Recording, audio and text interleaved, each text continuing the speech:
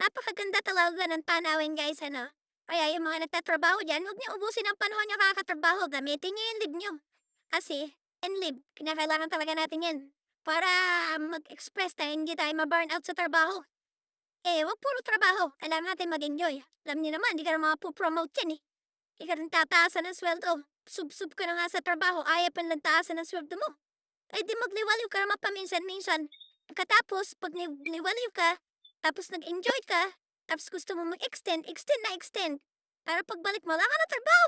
Gano'n 'yan, diskarte ka na. O, 'di ba? Pero hindi, masarap talaga mamasyal paminsan-minsan. Baka naman pagsisihan niya 'pag hindi ka nakapasyal, eh. Puro trabaho, puro stress. Eh, kung mamasyal ka bawas stress 'yan. Ganda kaya ng